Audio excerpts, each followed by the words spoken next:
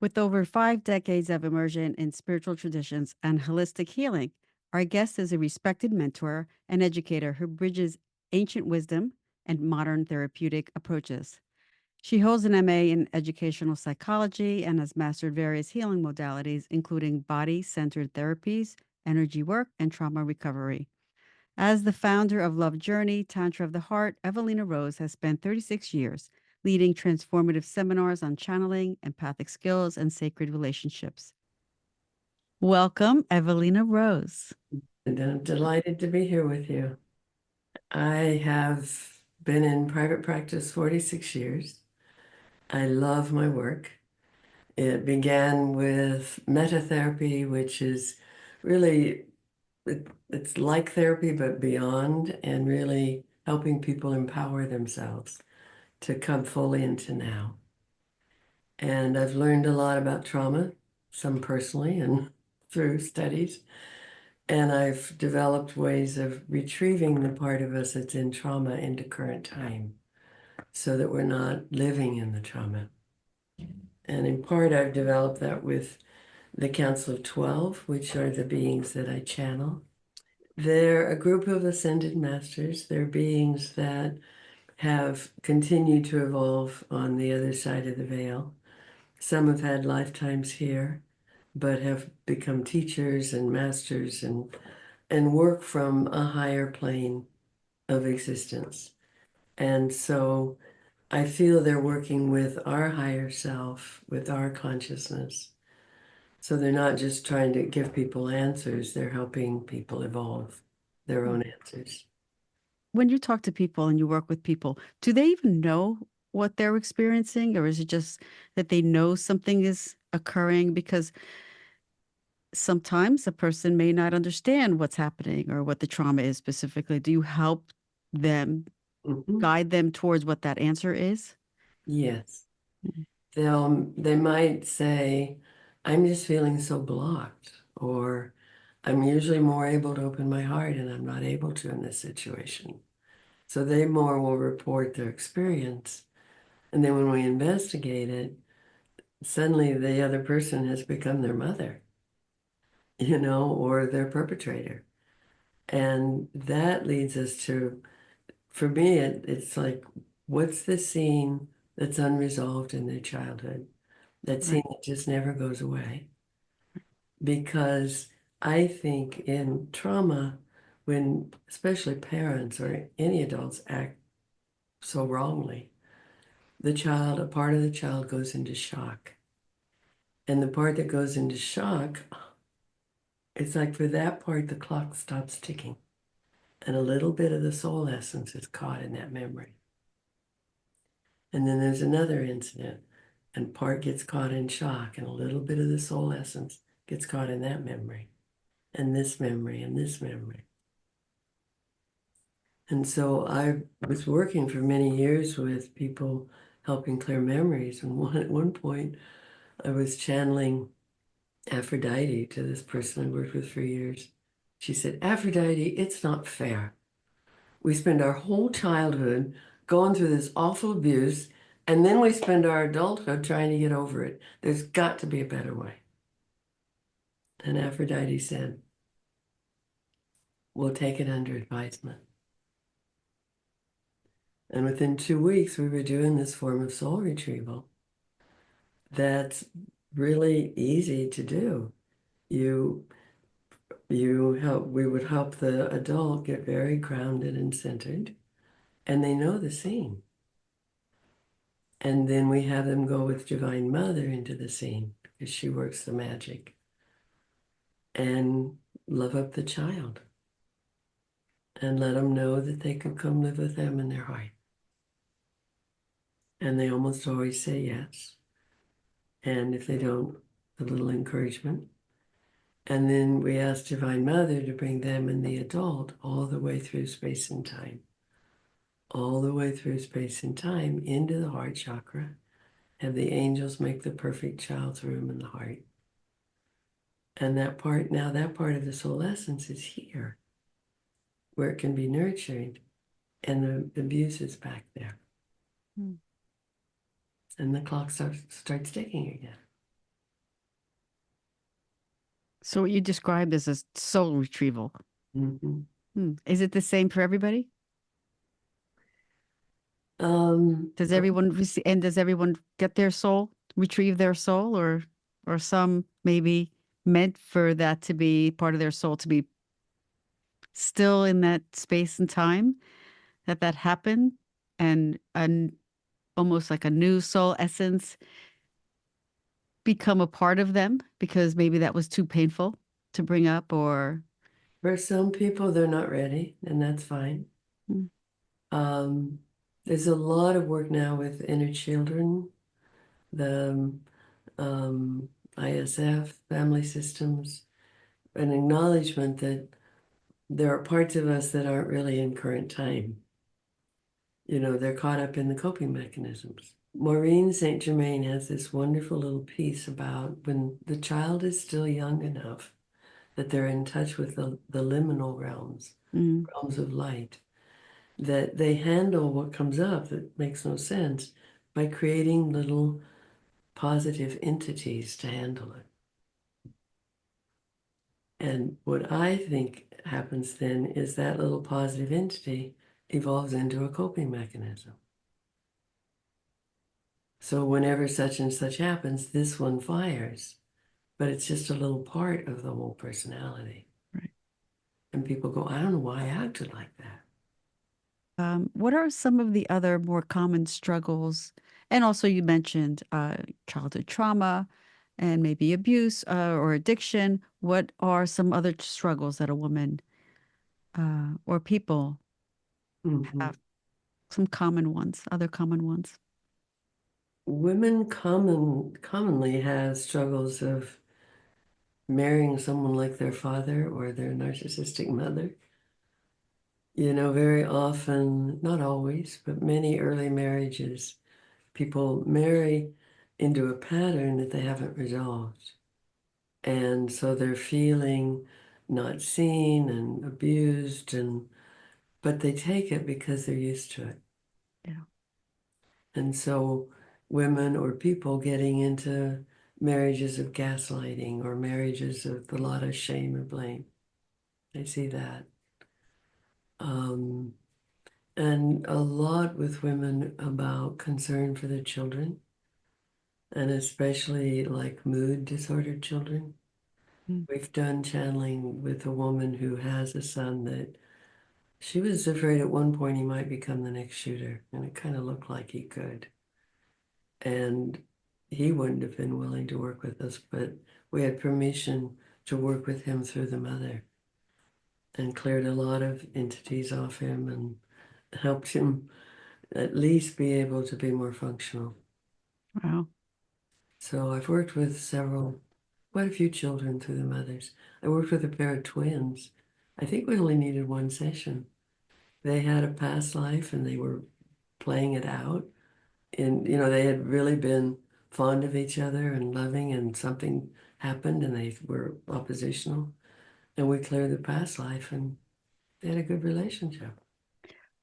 As you're telling that story, I was just thinking that it was probably a past life situation. Yeah. So let's talk about that. Past life. It's not just about the current life, but we can have issues that, and some of the people that we're in this life were perhaps in our past life. So you Mhm. help people with that. Is it through the channeling that you help people with that? That you're identifying that these patterns are occurring because of a past life? I think through the channeling, we tend to get there more quickly. Mm. And sometimes it will come up in therapy. And over the 46 years, the channeling and the therapy they really inform each other. Yeah. So if it's coming up, we follow it there. Right. But in the channeling, what I find with the council is they're always looking for what's behind that, what's the cause behind that. So there's this going on here, but where did it start? And sometimes people will come in and say, I think we need to clear some ancestral stuff. I think there's a curse on my family. When I trace all this stuff, da da da da, and they have all this experience of something like a curse.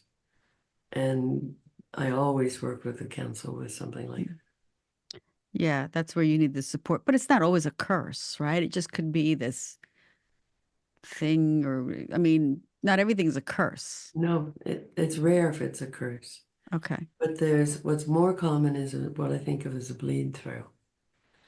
That in another incarnation of the soul, there's something that's really unresolved. Yeah, and in this incarnation, maybe some of the players are there from that unresolved piece, and it starts getting worked out here.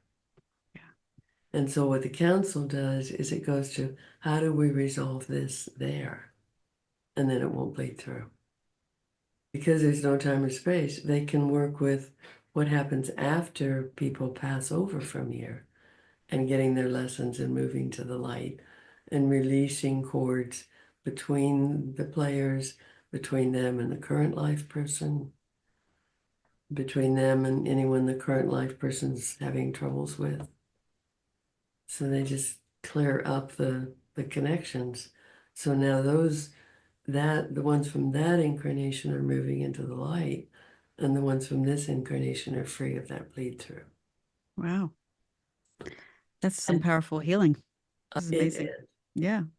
And no wonder you love it so much. I'm sure it's I very rewarding. And I'm sure you've helped many people. Yeah. I call it my front row seat on transformation. Oh, I love that. I love this. So, so as a woman who is 79 years young, right?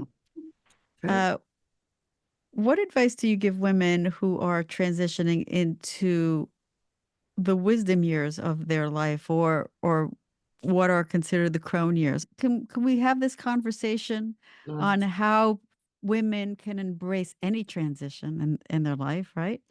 But a little Yes, bit more about that because I know you've experienced this and yeah. I'd love to. I've experienced more stages than maid and matron crone. When I got to 48, I had some apprentices and they said, let's have a crone ceremony for you. I said, I'm a half century from crone. You gotta be crazy. No. And then I took a workshop on dangerous women, women around 48, 52 in that range where they're freed up from matron and they just might do anything. And I realized there's a stage here we haven't named, and I named it matriarch. Or I pulled matriarch out of the past to name that stage.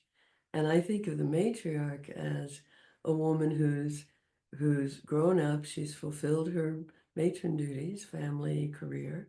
She's ready to bring herself to the middle of her world and see, what do I really want to do? And it might be a whole new creation. I call it middle essence.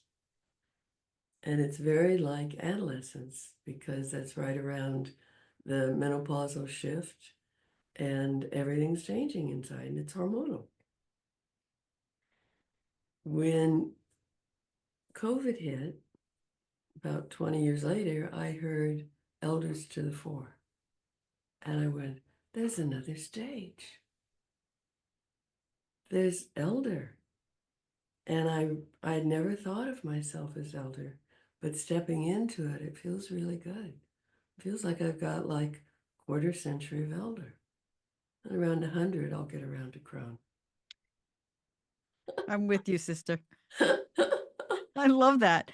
I really like what you said about the middle essence and what people call, or what society calls, a midlife crisis. It's not a crisis.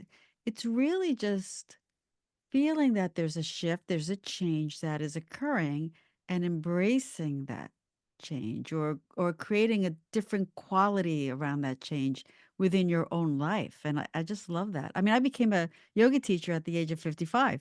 Yes, So, and I tell everyone that I'm like, I became a yoga because it wasn't easy. A lot of work.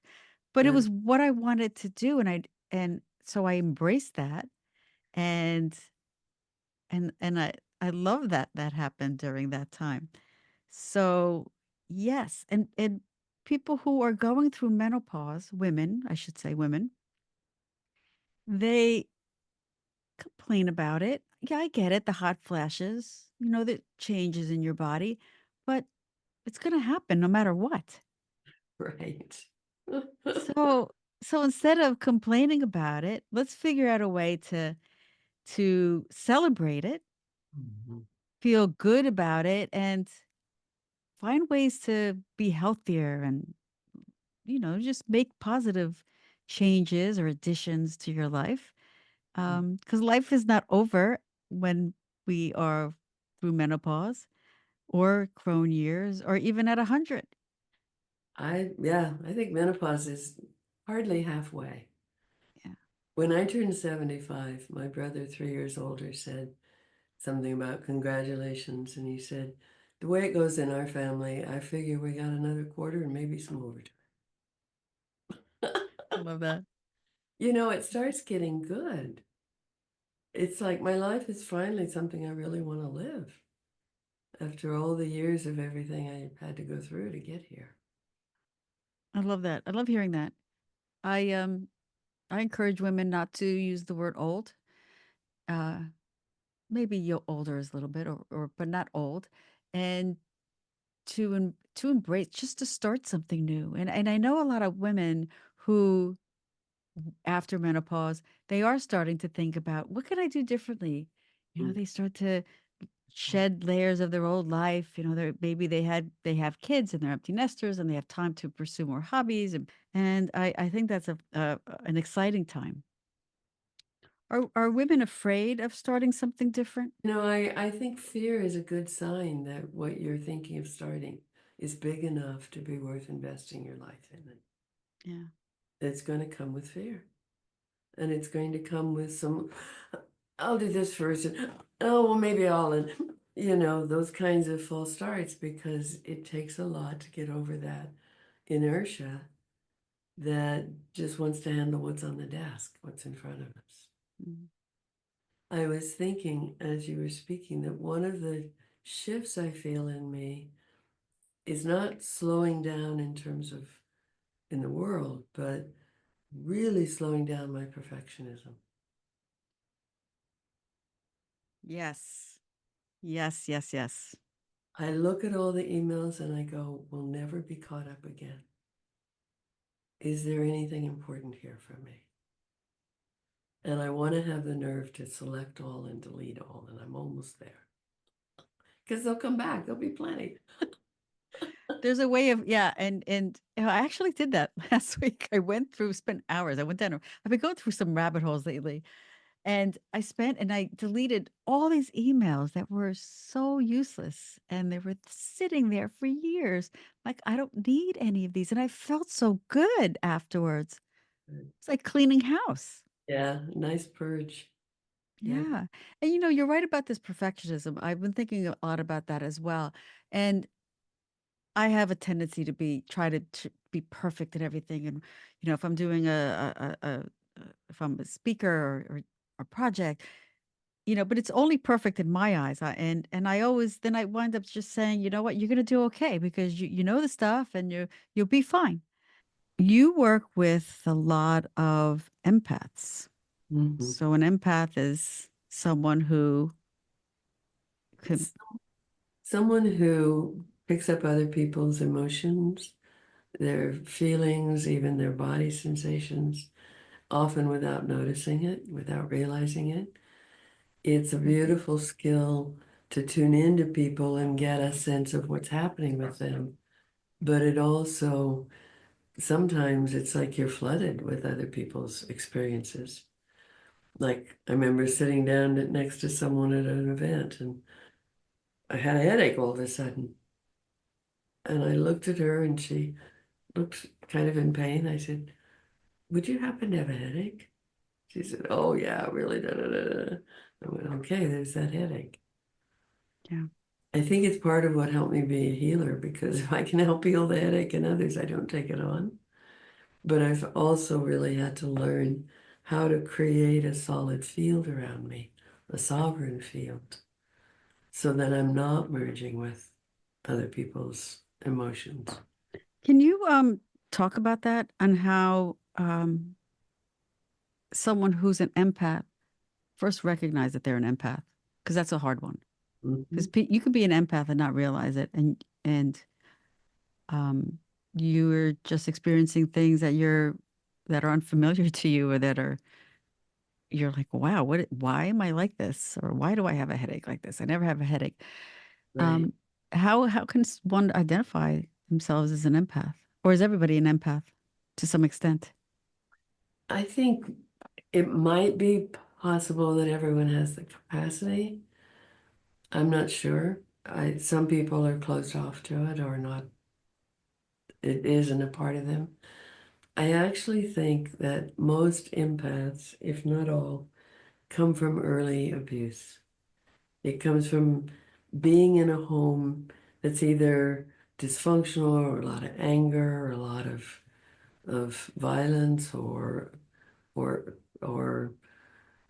sexual abuse. And so the child develops the habit of watching.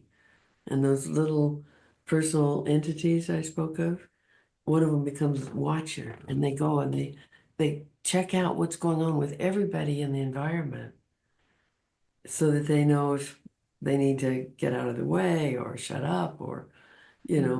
danger, danger. So as an adult, I think that they're still doing that.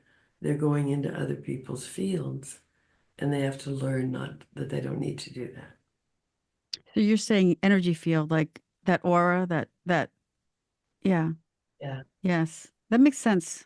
I spoke to someone else recently who also said the same thing as you did, that people who are empathic, it probably comes from because as a child they had their antennas up a little bit more than everybody else. Yeah. It's kind of like that. Yeah, makes a lot of sense. How do you what advice do you have for people who are empaths on how to protect their energy, maybe before they walk into a room or some environment that they know may be um challenging? I think part of it is what I call care and keeping of the energy system. So let's say you're out at the beach, your energy gets really wide. You're just the ocean and the sky. And then if you go into a crowded room, you need to bring it in. Yeah. If you're in a situation that could be troubling, you want to bring it in close. So I'll ask my guides to fill my 4-inch layer with light, kind of a soft, iridescent light, so that I'm not taking people's energy in.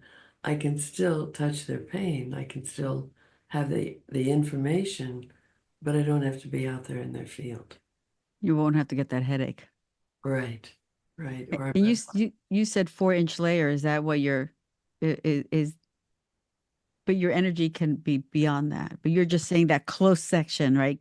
Protect Yeah. this area that's really close to me, and yeah, like a One shield. woman has you create amethyst in that inner layer, Yeah. close in, but it's really signaling inside, I want to keep my energy here and I don't need to be taking on others. So we're gonna wrap it up. I do want to ask you a little question. If you could, if you could time travel and share an essential truth with your younger self about aging and purpose or anything, what would it be? Hmm. It's really going to be okay, and there'll always be love in your life. It may not be where you're expecting it, but it's always there. Watch for it. Watch people's hearts. That's where you'll find it. That's beautiful. And that's a message everyone can take. Yes. Can you tell us about some of the offerings that you have and how people can find you? And I'll put everything in the show notes, as everyone knows. Great. My website is evalenarose.com, and it's Evalena rose.com. And I have a lot of videos on the website. I have a 6-part class on living as an empath. So the long answer to the question of skills is in that class. And I have a lot of videos on YouTube as well. I've just been putting my legacy out for people. Beautiful. Yeah. In Asheville, I do a monthly satsang, which is a gathering of healers. And it's a beautiful afternoon of sitting together, Sunday afternoon. I channel, and the whole community participates in healing. Well, thank you for being here today. It's been really lovely having you and sharing your wisdom and your knowledge and many years of helping others and healing others as well. So I encourage everyone out there and invite them and encourage them to check out Evalena Rose's website and her offerings.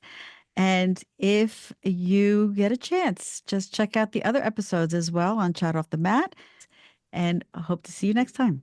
Thank you.